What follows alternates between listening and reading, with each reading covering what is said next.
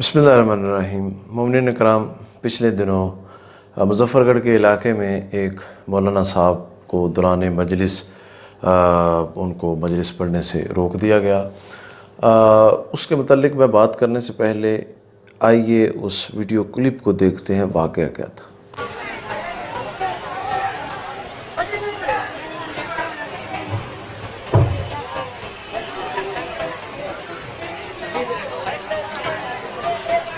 جی مومنین اکرام، آپ نے واقعہ دیکھا کہ مجلس کو روک دیا گیا۔ ایسا ہی واقعہ پچھلے دنوں لاہور کے ایک علاقے میں پیش آیا کہ ذاکر صاحب مجلس پڑھ رہے تھے اور پھر وہاں بھی ایک عجیب قسم کی صورتحال بن گئی اور مجلس کو روک دیا گیا۔ ان دونوں واقعات کے حقائق کیا ہیں وہ آپ کے سامنے رکھنے سے پہلے میں آپ کو ایک سازش ہے، ایک ان واقعات کو حقائق سے ہٹ کر غلط رنگ دینے کی کس طرح سے ایک سازش ہے، ایک کوشش ہے، ایک شر پسندی ہے، اس کے متعلق میں پہلے آپ کو آگاہ کروں پھر حقائق بیان کروں گا۔ یہ عرصہ دراز سے پاکستان کے اندر پاکستان کو کمزور کرنے کے لیے پاکستان کی دشمن طاقتیں جو ہیں وہ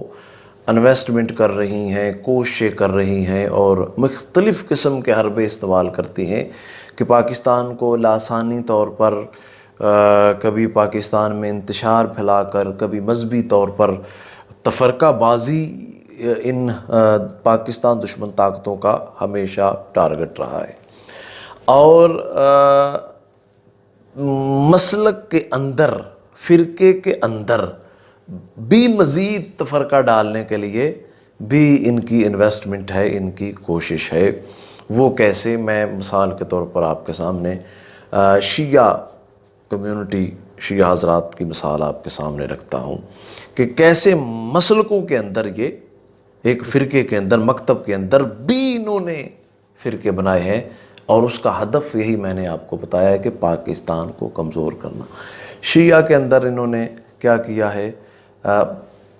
یہ 40-50 سال پہلے تک کچھ نہیں تھا۔ اب انہوں نے مثال کے طور پر اسی واقعے کو آپ لے لیں، یہ دو واقعات ہیں، مجلس کو روک دیا، ایک ویڈیو کلپ سامنے آ گیا، اس کو غلط رنگ کیا دیا، جی یہ غالی شیعہ ہیں اور یہاں انہوں نے اس وجہ سے روک دیا ہے کہ یہ غالی شیعہ ہیں، جی یہ مکسر شیعہ ہیں، ان کو اس لیے روک دیا گیا کہ یہ مکسر شیعہ ہیں، یعنی مکسروں کو غالی، غالیوں کے مکسر، دو ایک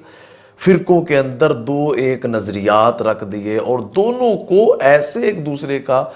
دشمن بنا دیا جیسے کافر ہیں، یہ دونوں کافر ہیں اور ان میں انتہا پسند افراد موجود ہیں جو کہ تشدد کی طرف، جو کہ کفر کے فتوے، جو کہ ایک دوسرے کے ساتھ کھانا چھوڑ دو، ایک دوسرے کو گالیاں دیتے ہیں۔ ہدف میں نے بتایا، پاکستان کو کمزور کرنا۔ تو میری بالخصوص اب ان شیعہ کمیونٹی کے حضرات کو کہ یہاں جو واقعہ ہوا، واقعہ کیا ہوا ہے ان دونوں واقعوں، مظفر گڑھ کے واقعے، لاہور کے واقعے میں، کہ ان کے خاندانی مسئلہ ہے، بھائیوں کی لڑائی تھی اور اس لڑائی کو انہوں نے آپس میں، وہ ایک بھائی نے مجلس کروائی اور دوسرے نے بے وقوفی کا مظاہرہ کرتے ہوئے مجلس حسین، جو کہ ایک پاک ذکر ہے، جو کہ ہمارا عقیدہ ہے، جو کہ مذہب ہے، جو کہ عبادت ہے، اس کو روک دیا اور دنگا افراد اور لوگوں کے سامنے تماشا بنا دیا اور ان طاقتوں کو یہ موقع دیا کہ وہ